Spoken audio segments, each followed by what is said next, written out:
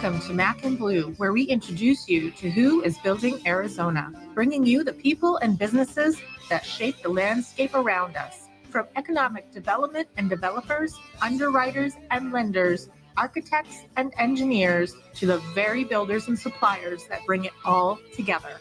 Now let's join our hosts, Robert Johnson and JJ Levensky, aka Mac and Blue. Welcome to Mac and Blue.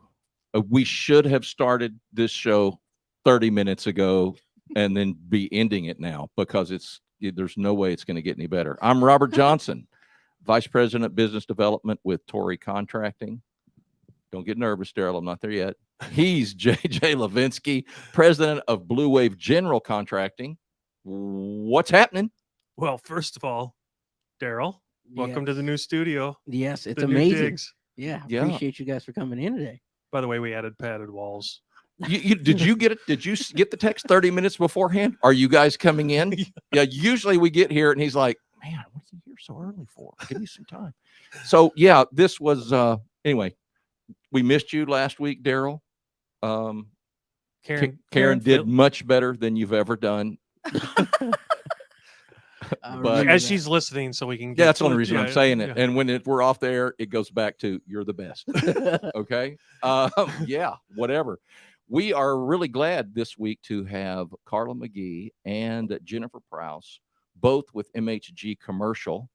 Carla happens to be a host of Smashing Through Walls, a podcast that is also on Phoenix Business Radio. True. Is that correct, Daryl? That is correct. And you and I were able to be guests with And her. we That's were, right, you yes. were. And so, in all fairness, I mean, she is very interesting and has a lot to bring to the show. But it's her. This is it, Right. but it reciprocal. This is the way networking works, right? And we have to do damage control with how much you beat No, up on Daryl. No, we were obligated. That's not what I'm saying. I'm not saying that. No. It's In the fine print, it says that. Yeah.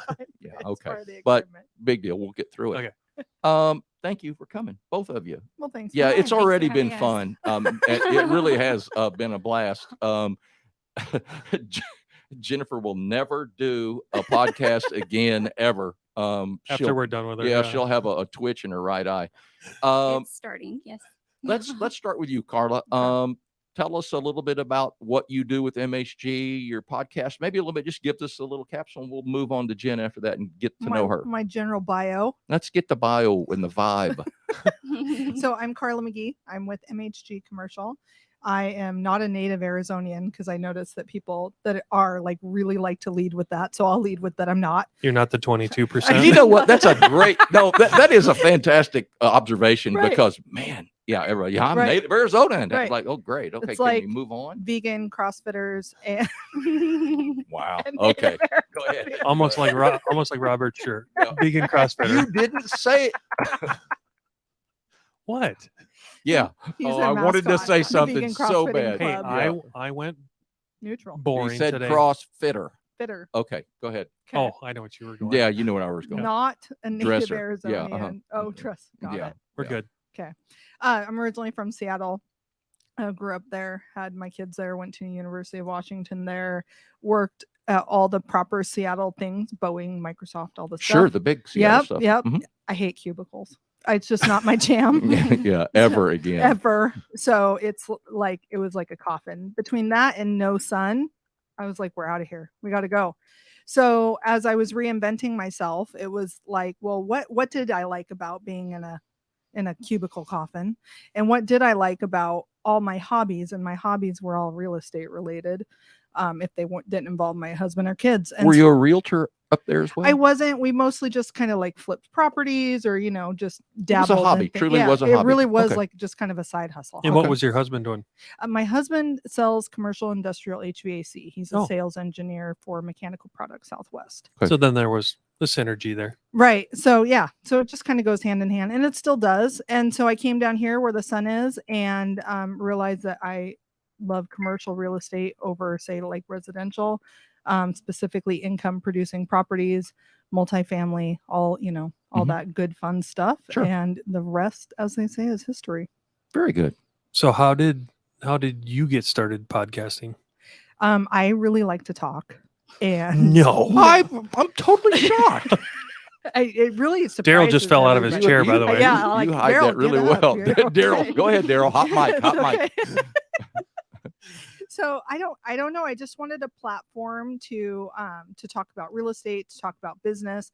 I also wanted a platform for women in especially commercial real Mhm. estate. And that's why it's called Smashing Through Walls, because I didn't just want to break the glass ceiling. I wanted to smash down the walls. However, as I went through my guest list, there are not very many women to invite. Okay, so I was going to ask: Mhm. is it predominantly a Yeah. male industry? I mean, Yep. This is a dominated industry? Really? dude fest. Yes. Seriously? Yep. I've never noticed. Well, you're a guy. Yeah. Okay. Yeah. So when No, exactly.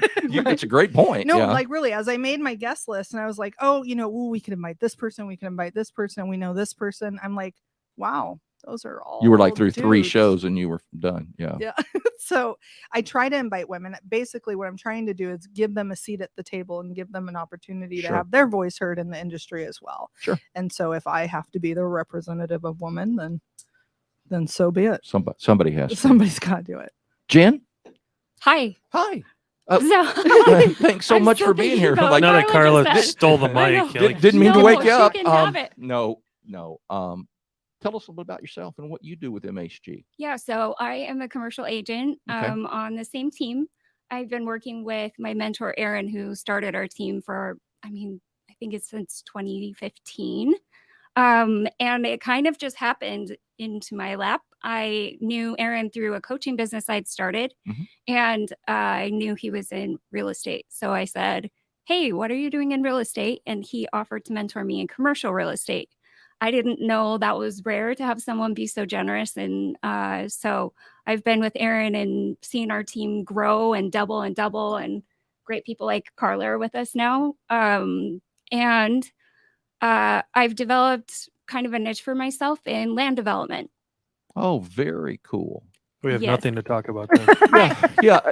So, difference between residential and commercial. Like when you were talking about you like it so much better. What's the difference? You're just selling property, right? Well, yeah. Mhm. So if you're selling residential, you are talking about granite countertops, flooring options, and sometimes we can get into that in commercial too, but we mostly just talk about like, does this make sense? Does this location make sense? Does this financially make sense? It's just the conversation is a lot different. The emotions come There off we the go. table. Yeah, Yeah. I would have thought that would be Yeah. huge. So it's not someone's dream home or where they're going to have their kids or where their child took their first steps, right? Like this is a business, or likely will be a business, or was a business. Mhm. And then that's it. So like it either makes dollars and cents or it doesn't. And so that's where like the finance background comes in. So how handy. much of it is, and maybe this is a naive question, but the one never asked is the one that you forget, right? So on that, how much are you doing how much representation do you do on sale versus lease? So our team is a team of about 15 people, and we dabble in both, right? do? In Okay. sell by tenant and landlord rep. That said, we all kind of do it, but there are people on the team that specialize in that more than others. Very cool. You mentioned you had started a coaching business. I did. Okay, tell us a little bit about that. Oh. Do you still do it at all? So, no, Okay. I haven't been doing it for a while, but I think it probably comes into my work with our clients. Okay. Let's see. I was a stay-at-home mom for 11 years, Okay. and I, through that journey, lost 65 pounds. And Kids are stressful. started. I started, realizing it wasn't just external work; it's internal work, and had a coach who encouraged me to train and become a life coach. So that was one of the coolest things I've ever done. And I got Yeah. to work with a local TV show who helped people lose weight. And that's kind of where it started. I must say you did a fantastic job. Thank you. 65 pounds. And how long have you kept it off though, Jen? It's Like been forever, right? over 10 years, I Yeah. think. Yeah, So that's yeah. really the bigger one of the At bunch. first you see yourself and you're like, oh, who's that? Like you have to adjust. But now it's not as fresh in my mind. Gotcha. So, but it's a lot. Yeah. So that's cool. Neat, Thanks. neat Thanks for asking. transition. And yeah, you're right. I guess that coaching, the whole thing just kind of plays into what you, and what an interesting transition to get from, to have that opportunity come at you. It really is. Well, And did you ever think about real estate, I realtor, any of that? we'd made money when we owned homes and sold them. That was about it. Interesting. And I didn't realize I was going to be offered like my dream job to Right. do things that I can't even, like, I can't believe I get to do what I do. And that's how it happened. It just, So she went from life coach to like being instrumental in the South Pier sale in Tempe. Mm. Like, how huge is that? Yeah. It was a $1 billion sale.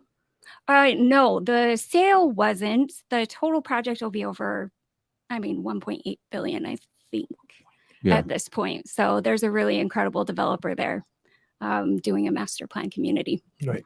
And you're big on the more land development stuff than Well, I mean, yeah, we that's you know what in our industry kinda we what see he it all does. the time. that's what you do. I mean, Well, I yeah. kind of build more than I develop. Yeah, but- well, that's what I meant. But yeah, very neat. Okay, back to the smashing through walls. Mhm. The we talked a little bit about the to give women a seat at the table, to maybe to change some of that focus there. I really am a little. I guess maybe this is just such a male thing to say. I just never realized that there was that much of a disparity in the industry. Yeah. Mhm. Now, construction, Yeah, we I see it all the time, recognize yeah. it all the Right. time. I just, what's funny in my mind, I'm thinking, especially on the real residential side, every picture, everything I see is a woman talking about residential real estate. Mhm. I see it much more predominantly there. But after thinking about it, I see exactly what you're talking about. Right. If you start looking through like LoopNet or anything else, Yeah, it's kind of a good old boys yeah, you network, start seeing and a lot of dudes. yeah, very interesting. JJ. So let's go down with the commercial real estate and with your podcast. Mhm. What have been the hot topics the last few months with your guests? Well, like my most listened to episodes, for example, are the new cannabis laws that have come in this last year. We've brokered some of those sales, so we had, Cannabis sales? no. Oh, I was going, wow, that's a change. No. Development Yes. property. Yes. So I had the Marijuana Industry Trade Association founder Dimitri Downing on there. Mhm. That one's had like 3 times the amount of views as anything else I've done. So take a tangent and talk about, like, give a summary of, is that just on the grow houses? Is that dispensaries? What is it about? It's grow and dispensary, so you need a license in order to be able to do that. One of the things I found out in interviewing and chatting with him is our law was built differently than other states. In other states, kind of like liquor, right? If you find the property and it's properly zoned and you do all your due diligence, you get a weed license. Congratulations, thumbs up. That's not how it works here. It was on a lotto system, and there's only 168 licenses, period, the end, forever, goodbye. Yep. In the entire state? I In did the not entire realize state. that. Yeah. And that's it. They're like, I mean, I guess at some point they could increase the number, but as it is right now, literally an act of Congress. So yeah, Interesting. to increase that. And I was like, could you imagine if there was only 168 bars? Like the people Well, around where all I the grew up, time. where I grew up in the Midwest, that would not be. there go were over only well. 168 people. And they each had a bar. Yeah, they each had a bar. That's an incredible statistic. Right. So they were like, one of the interesting things that came out of that was you can make a lot of money if you have a lot of money, right? Because the cost to do business and everything else was really high. Additionally, what we've seen on the real estate side is what we call the weed tax. So few properties qualify for cannabis use, whether it's grow or retailer or whatever, that they know that. They meaning the property owners, their broker, whomever. And so what should be say $1 million property is now a $3 million property. And you can't get lending on that. You have to have cash. Which that doesn't surprise me. Right. But that's not stopping the No. purchases. At all. No. Mm-mm. Yeah. Wow. So Was there any other takeaways in that from a summary standpoint for the audience? I think to me, those were the most interesting takeaways, and, that every state does it a little differently. And, it took a long time for Arizona to kind of adapt that and vote Is on it to the pass. did they talk about, or did you guys talk about, is the grow facility up to par to supply the retail demand? I would think it's behind. I don't know. So what happened was there's what was already medical use, Okay, medical, right, yeah. was allowed to just kind of switch over, right? So they have whatever products they already have coming, they Hmm. already have a supply chain for that. It's all the new stuff, all the recreational new stuff that is going, I think we'll see a delay on. They had what they called a social equity drawing as well, lottery drawing.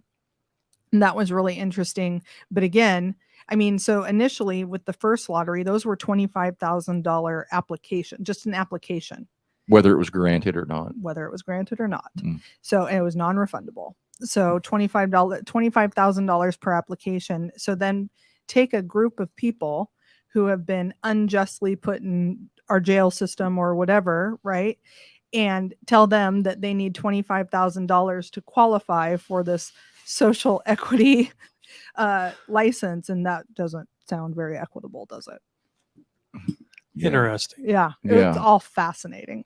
it is. Can after the 166, can they sell their license to another individual? Okay, so that's how somebody else could get into Right. it. You could sell yours and Yeah. go to somebody else. Mm-hmm. Wow. Yeah, that's interesting. How about land development? What's the most interesting, or is the most interesting the one that you just mentioned? Yeah, I would say that was the most interesting, and I think I got 1 in a million education going through that process. The land, when people drive by, they say like, "Why is this here? Why has no one built it yet?" And it's actually a pretty complex history on the property.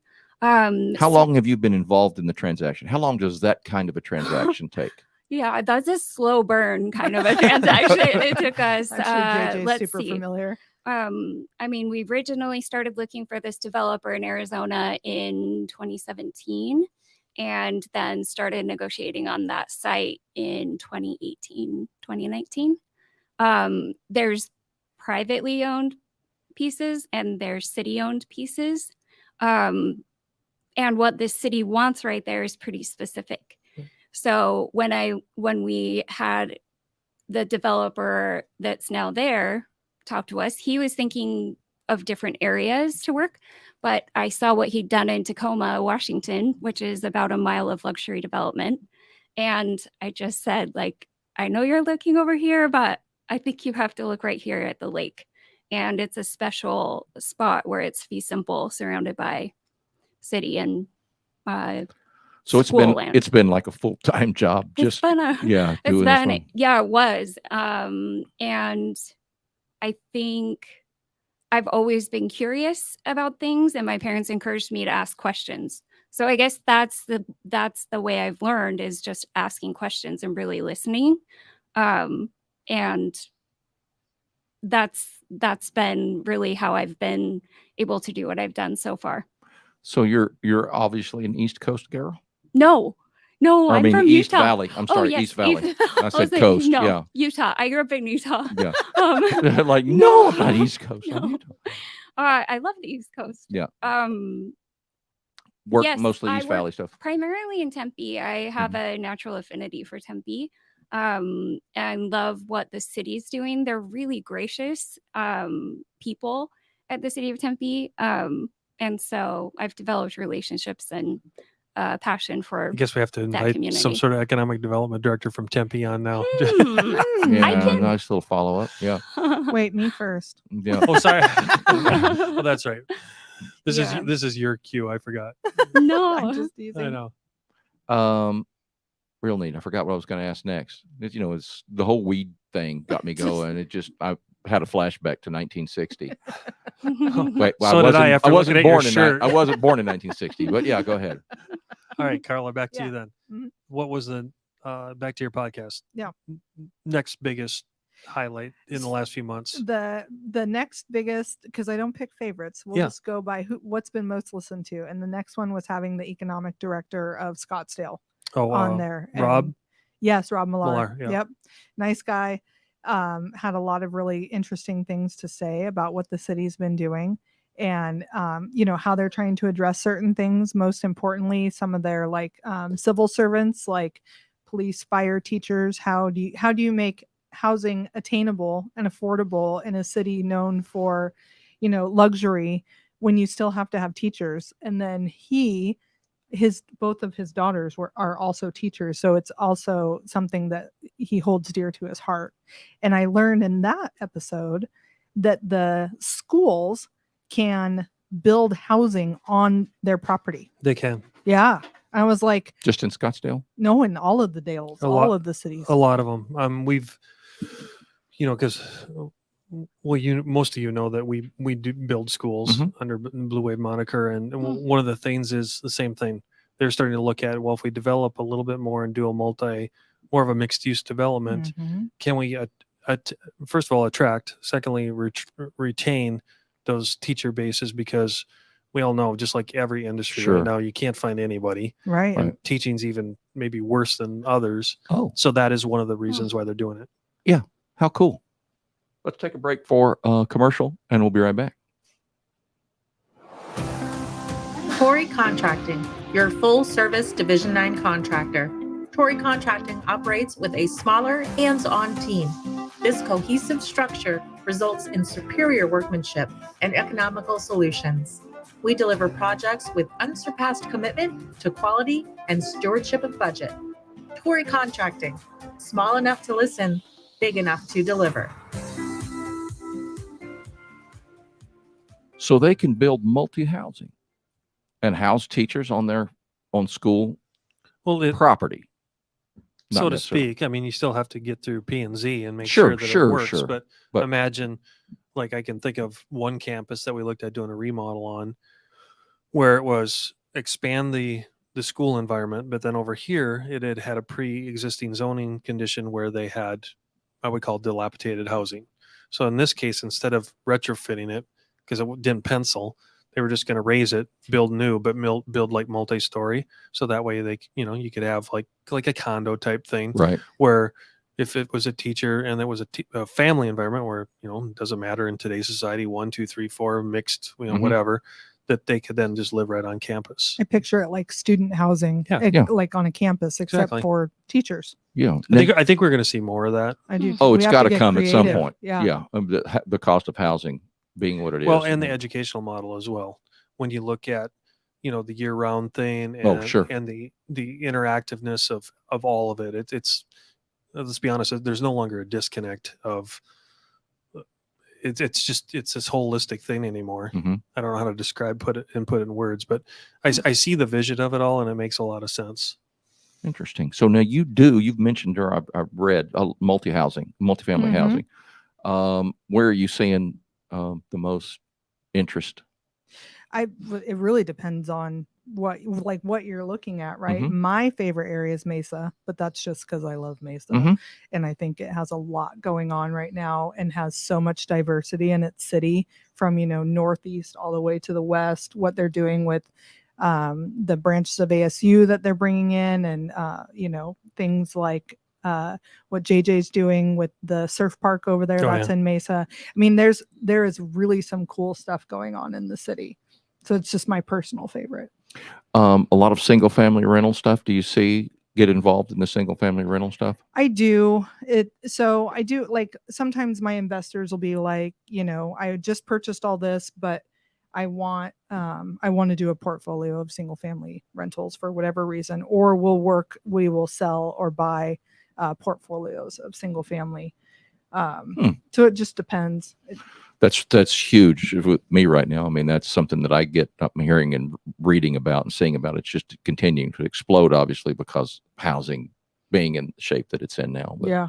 With the current supply and demand and inflation issues, are you seeing a difference of redevelopment over raw land? Is there an increase or decrease in either market because of that? So for commercial. So like let's put it in Jen's shoes. Yeah. Developer comes to her and says, "Hey, I want this." Are you just looking at raw land, or are you looking at redevelopment? So initially, they're always looking for raw land. Right. Well, we're Were. ready to break ground land. Of Right. course, if it's a Mhm. national developer, that's what they're looking for in Arizona. And now they'll say, or if there's a great location, but it's something else, send it anyway. We'll look at the numbers. The inventory is so low. There's so few properties, urban properties left to do in full development. Is that really becoming a thing? Is it Yeah. really the Mhm. amount, the inventory of urban property? Yes, it is. Wow. Is there any I- stats? As far as I know, cities like Chandler are 95% built out.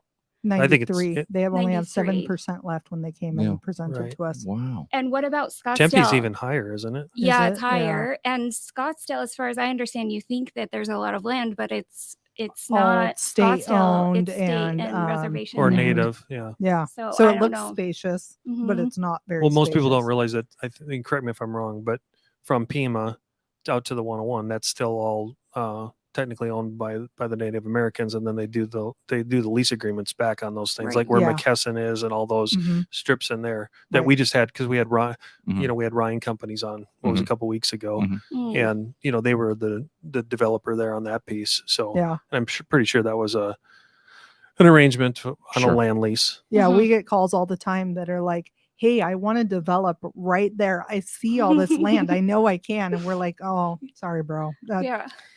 That's going to be a problem. They don't just sell it off. Yep. Now, what about?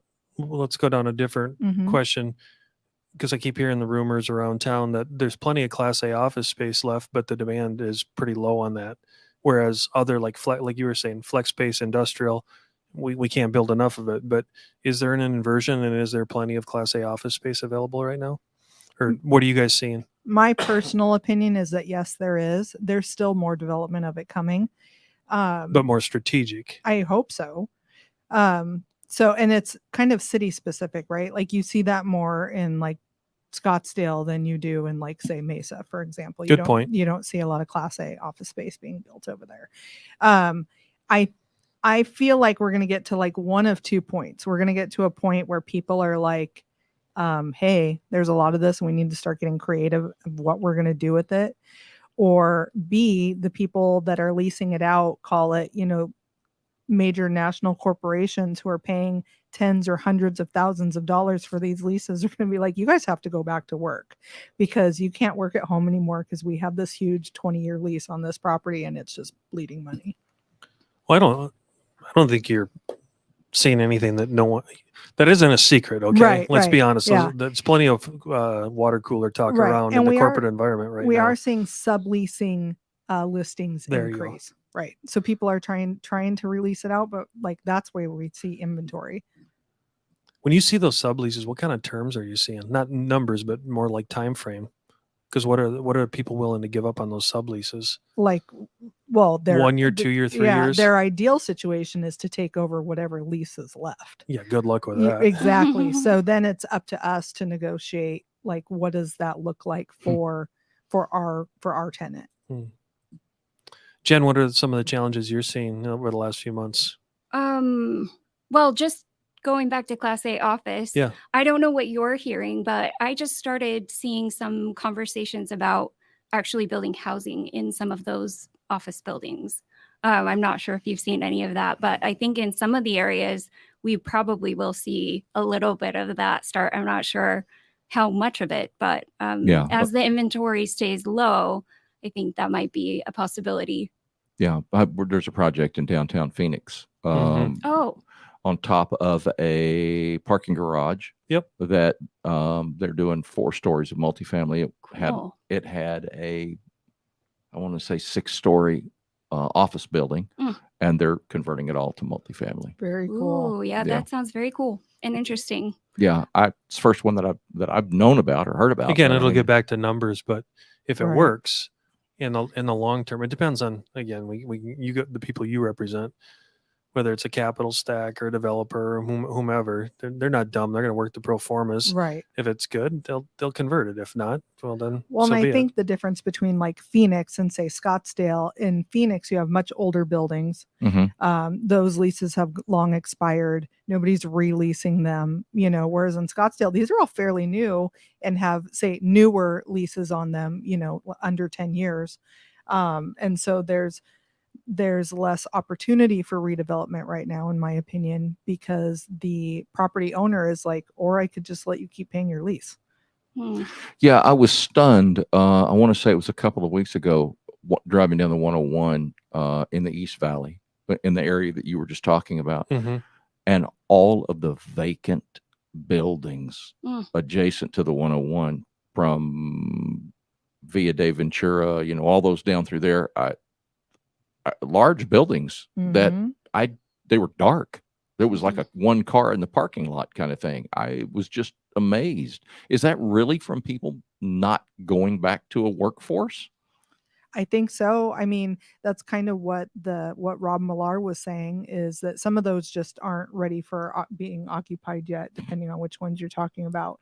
And then some of them people are still working from home from the pandemic.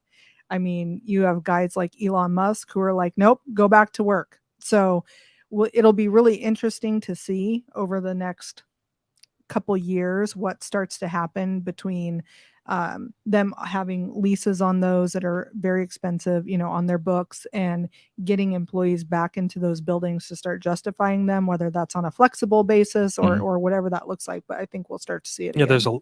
I'm not going to mention names. There's a large national company right behind our office. Their parking lot's been empty ever since COVID started, and I don't even want to know what they're paying for rent on their building. But they haven't taken down the signs. They keep it up. They mow it. They're still doing the maintenance. You and I, we all know they're paying their CAM costs. So it's got to be a pretty heavy burn to not have their employees sitting there. Right. And it comes up. Oh yeah. Yeah. Comes Often. up at quarterly meetings. All right. So, but we back to Jen though. We got sidetracked. You went down that one. I was did. asking you specific to like what you do day in and day out. Yep. What challenges are you looking at? Do you have supply issues, demand issues, both? I mean, what are your challenges over the last few months? Yeah. Fortunately, the issues and challenges I'm dealing with are that we've got a lot of national interests, larger scale developers looking in Arizona and Phoenix and Tempe and Tucson and saying, I need land, I need land, I need land. And typically what I'm working with is unlisted property or pocket listings. So I think overall it's an inventory issue. And the Siamese twin issue with the inventory issue is the price per unit land cost that developers are having to pay. So when you do find the inventory, when we do find it, even if it is a pocket then listing. we're at a point where it doesn't pencil to pay that much per unit for land. Jen, why is it twice as much per square foot as it was a year ago? Where do we begin? Jen, can you take your commission down, Jen? yeah. You heard how 2017 to 2022. That's 5 years of this woman waiting to get paid on one sale, and then people do things like ask us to reduce commission. Oh, it happens. I'm sure. Right, all the and time. I'm like, I just worked for 5 years on that project. What? Yeah. And I was saying that facetiously, but I know it it's cuts true. deep. Yeah. Well, it's no different than anybody that we have on this program. I mean, Yeah, we they're all asking you to cut your costs. cut. Yeah. Yeah. So you mentioned that I think that you have a team of 15 on yours. Now, why so small? So that we can be Nordstrom and not Walmart. You see it reflected in the service, I would think, that you're getting. Pretty much. We can really take care of you and have a team of actual experts in what they're doing versus like the big companies. And we all knew who they are, so I won't throw anybody under the bus. But when people come on new there to be mentored, their mentoring is cold calling. Let's start making calls. Just start picking up the phone. And that's not what we do. We start actually teaching them how to do this job and how to best serve our clients. And we facilitate that through a lot of relationships that we have that you cannot build when you're that large. You like her Nordstrom thing? Can you tell where she's from? Yeah, I loved it. Yeah. Ding, ding, ding, ding. Yeah. Yeah. I absolutely get it. Yeah. So commercial real estate, it was one of the things that you mentioned going on in the valley. I mean, is it now getting hotter on the West Valley than it is in the East Valley? Well, I don't know what you think, Jen, but I know residentially the West Valley has turned into what is technically a buyer's market right now. However, when I've been looking for leases for a particular client, I can't find anything because there's no commercial properties even built over there yet. Which to is what lease they're out. doing. They're building everywhere, but Right. they're either sold or leased Yep. Right. before they've been Correct. built. So, Mhm. what about you? What do you think? What are you hearing, seeing?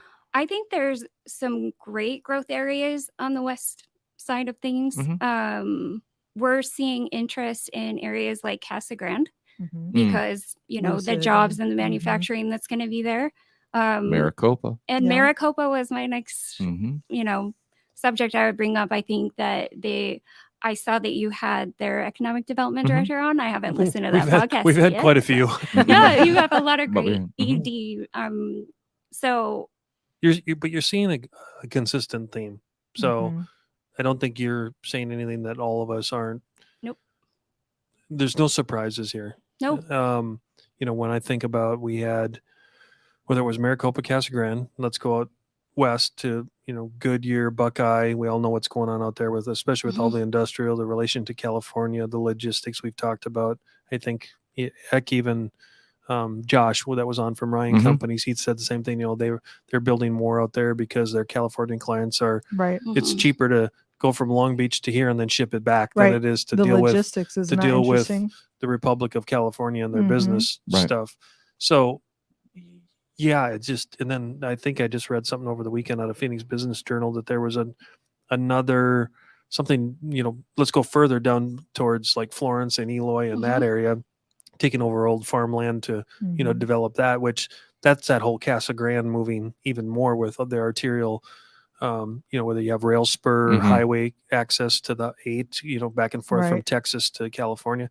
It Mhm. just seems like that whole thing just keeps growing and growing and growing. Right. Well, and the city of Apache Junction just came on my podcast, and we're talking about how they are promoting a vote that they have coming up to add 0.5 cent sales tax on items in Pinal County. So that one of the reasons is so they can create a highway and then eventually rail system that'll connect Tucson to the valley. Well, actually, when we were guests on your deal, hadn't we just talked to oh, help me out.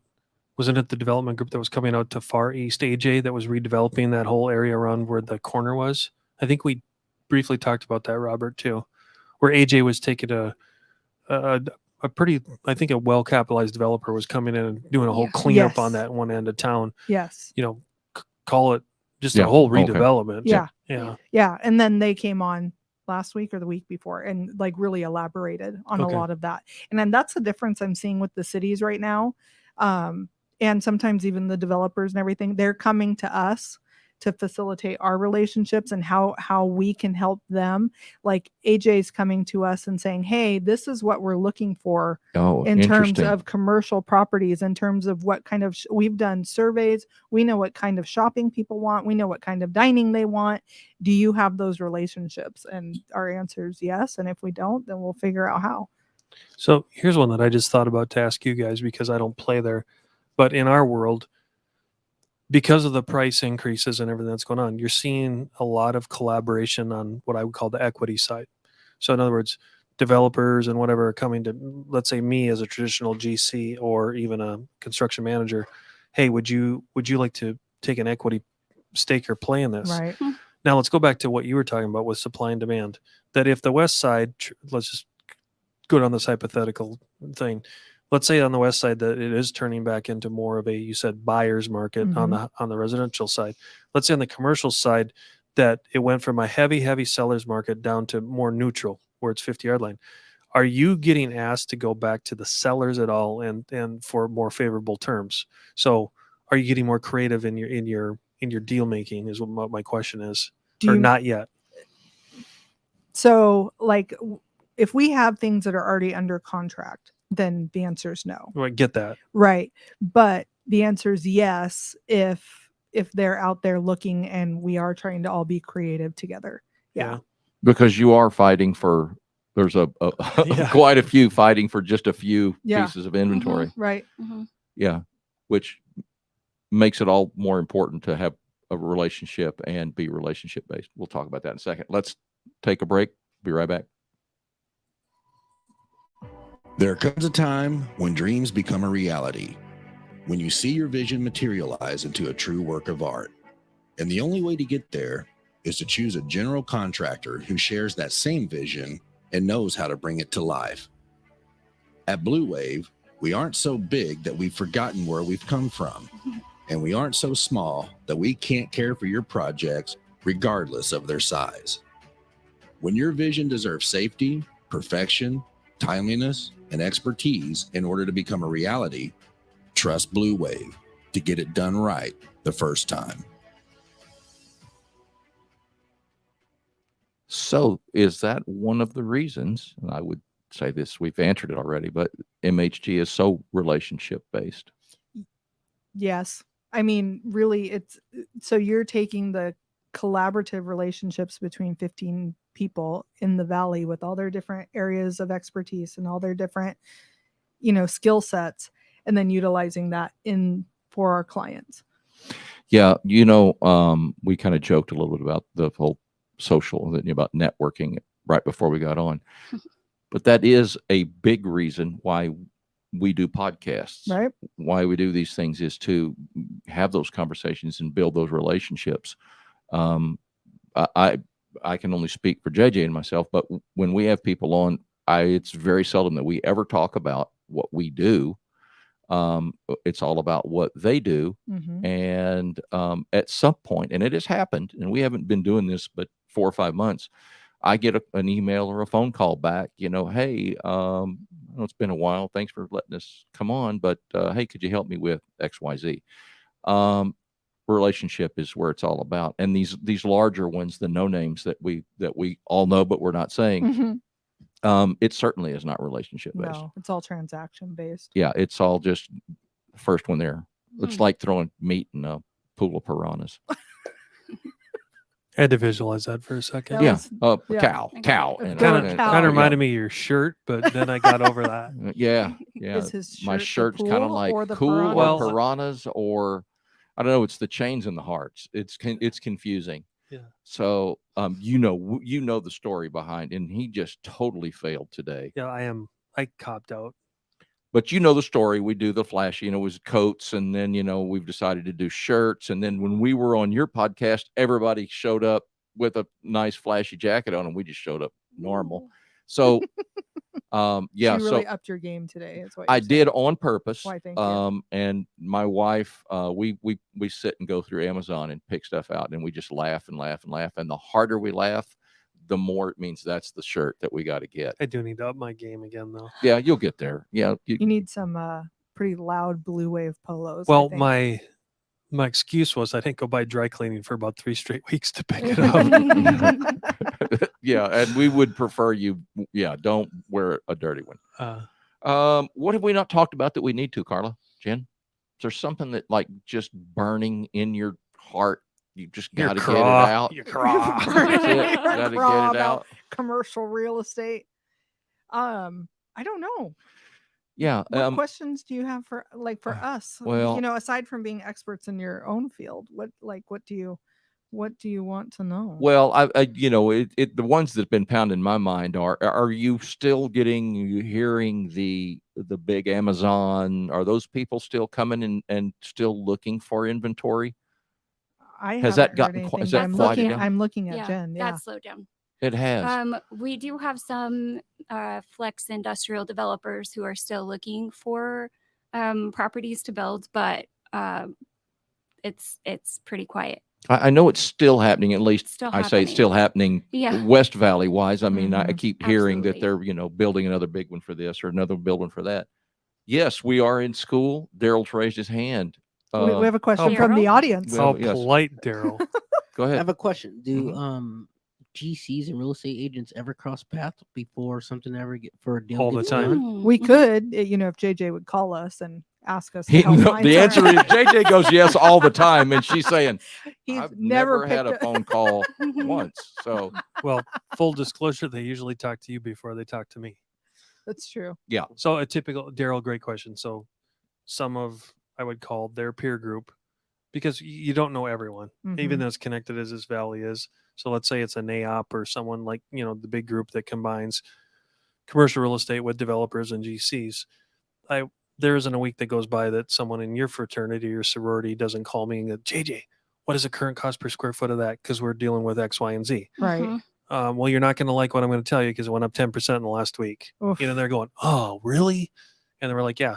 So the answer is yes, Daryl. And I think that is going on constantly in the Valley. I mean, all the time between. And even us, I mean, but you Yeah. know, when we are in light gauge steel structures, but because we're such a big piece of the pro forma, Mhm. that's why they're doing it, because they have to make it pencil before they can they can purchase that property. If it doesn't pencil with what they're trying to do, it won't go. Well, I think another great example to what you're saying is, and not to belittle this, but let's take just a very industrial shell, like a distribution center, or like what you guys have been talking about, these big tilt projects that are going all over. Mhm. Those are exactly what in your description, where we will go out to maybe 3 or 4 key subcontractor trade partner people. And a classic example right now is to beat the supply chain. So one is, okay, can we do the land? 2, what will it take to get the infrastructure done? Which, if there's offsite improvements or things like that. In other words, getting utilities, what we Right. call wet and dry utilities, in and out of that facility, because sometimes that could be a year or 2 long process with Mhm. entitlement and everything else. Mhm. The next one is the structure itself, which, as you guys know, could either be like concrete tilt, a metal building, Mhm. a hybrid of some kind, Mhm. and that's where The supply chain issues can and then after that, Yep. it gets a little bit more into the weeds, but I mean more like the macro weeds of, okay, can we get electrical equipment? Because right now electrical equipment's over a year out everywhere. And That's what I even heard. the APS and SRPs have, they had trouble with getting transformers on the public, if you want to call that the public side, Mhm. and then the private side getting SES and switchgear for those buildings. So great question, Daryl. And it just, the answer is yes, and even more than you could possibly fathom how much commercial real estate and developers and general contractors are talking more and more and more. And then you also have to bring in what we call the A&E firms, architectural and engineering firms. They're part of it as well.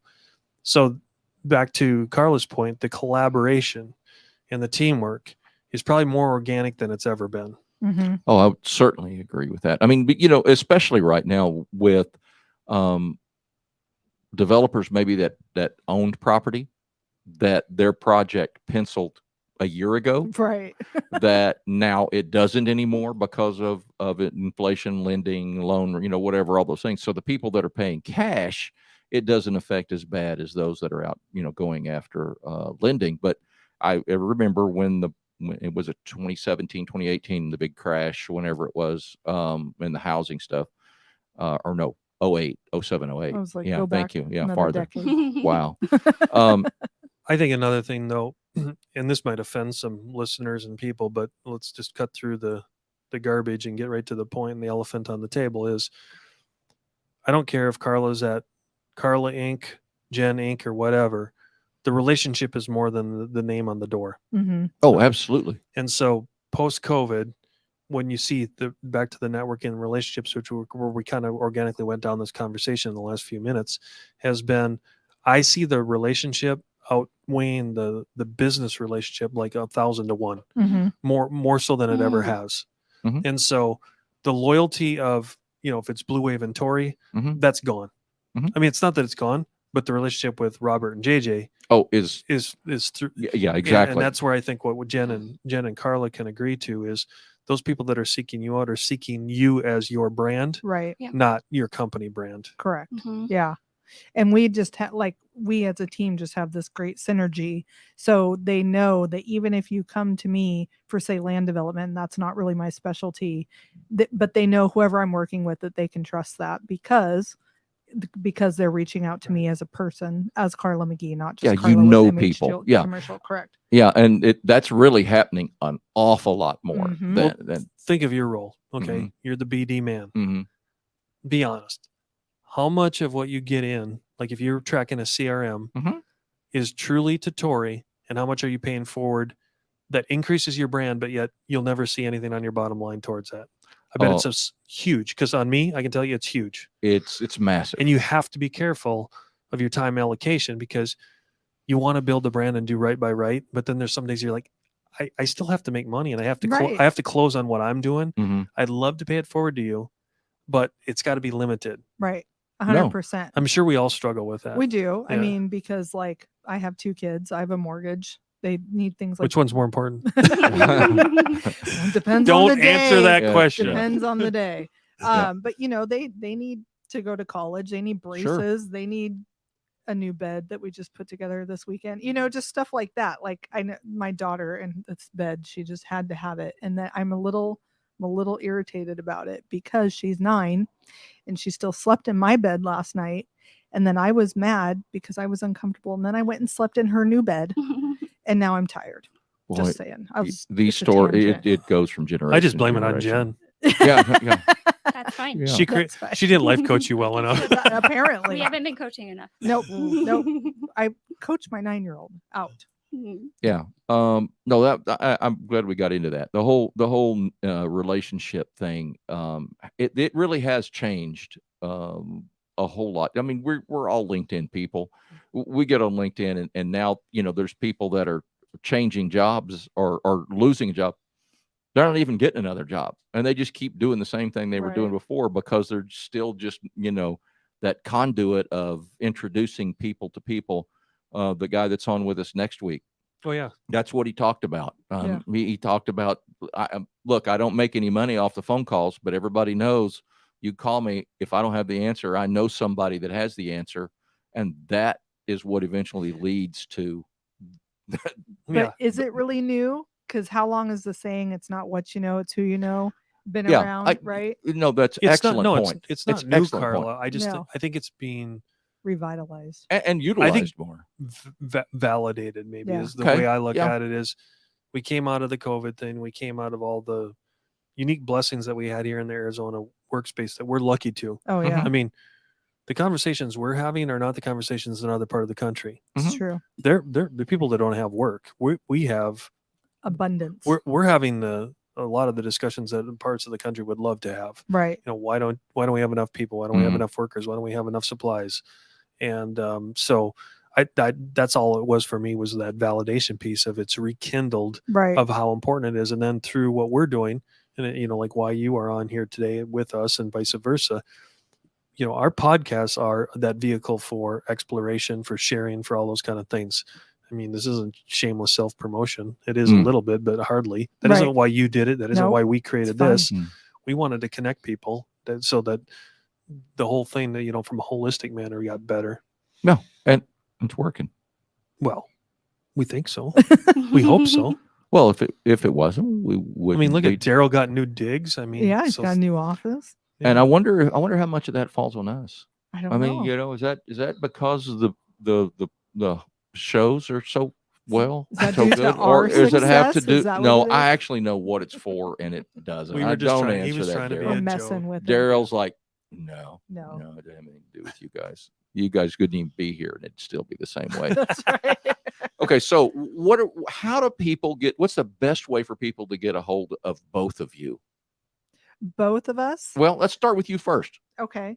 Well, if you want to just get a hold of me, Carla Mm-hmm. Magee, you would go to Investment Real Estate AZ on Instagram. That is the best way to get a hold of me, to see all the content I put out, talk about real estate, finances, anything you do to become an investor, stay an investor, or work with investors. And remind everyone of your podcast too. Oh, that's right. And my podcast is Smashing Through Walls on Phoenix Business Radio X. And Okay. do you have, I know it's all recorded, just Mhm. like ours is, do you have a live version or not? No, I have it recorded and I put it on a YouTube channel. There you go. Yeah. So everyone look for it on YouTube. And that's in my bio on my Instagram. It is. Okay. Mhm. Okay. And Jen, you, So the best way to reach me is through LinkedIn. I'm not on social as much as Carla yet. yet. See, she but- said yet. That's Yeah, right. There's maybe hope. one day. Goals. You'll get there. Maybe one day. LinkedIn, or actually just good old email, jen@mhgcommercial.com. And Very then good. the best way to get a hold of us Okay. as a team is mhgcommercial.com. Yeah, you've got to go there and check it out and learn more about these folks. I was going to ask Jen, was there anything you wanted to talk more? We have a few minutes. Did you want to go Oh. down the life coach thing at all? Or is that just more of a hobby now? Oh, I do know one. Go ahead. Answer his Let- first. Well, no, I wanted to get You're a mother. So- You're a mother, and you didn't talk about your kids oh yet. my God, yeah. Yeah, see the face. I told you I'd beat you when I brought up the kids. That's You're like, like- oh yeah, forget it, Yeah. JJ. Them I too. don't care about No, it. I have two kids. I have a 17-year-old. He's about to turn 18. He's a giant human. It's a giant Um, human. It's so weird. Party at Jen's house Yeah. tonight. Mhm. With the giant And- humans. And then I have a 10-year-old. So they're just at the heart of everything I do. Yeah. And I was thinking, can I share something about Please. your question, Daryl? Sure. I was thinking through, that's such an insightful question, about us being connected to contractors. It's something that you have to learn, because some of my favorite clients are small business owners who have development brains. I have a client who bought some land, and they buy land and know, like, oh, I'm going to build a building. I'm going to have my Taekwondo studio in one half. Then I'm going to rent out the other half. Like, it kind of makes sense to them. But then when you get into it, you realize how complex it is, how brave you have to be to do real estate development. And if you don't have contractors and subcontractors in your network as an agent and someone advising them, I can't like give them what they need to learn, or like make the introductions that will actually make the difference, so that they break ground, so they actually build that dream. So Well done. That's brilliant. that's I think we should just end it right there. Yeah, I mean that was Anything I like, say is Mic just going to drop. be dirt. no, that was excellent. I'm glad you followed up on Oh, that. thank Thank you. you. Okay. That's why we bring the smart people on, Robert. That is why we bring the smart people Because on. you and I. Yeah, we're going to actually have to have one of those. And one of these days, we're going to have one of these shows, and we're just going to bring Carla and Jen in, and we're just going to have that chat like we did before this thing started. That's That'd be great. Otherwise, yeah, thanks for coming. Thanks for We'd having us. love Thanks to for have you having again us. at some point. Yeah. Take us out of here, Darryl. We'll see you next week. You've been listening to the Mac and Blue Show, brought to you by Torrey Contracting and Blue Wave General Contracting. Be sure to subscribe to the Mac and Blue podcast on your favorite podcast platform. Follow Robert Johnson and JJ Levensky on LinkedIn and Instagram. And tune in live every Monday at 3 p.m. as we continue to introduce you to the people building Arizona.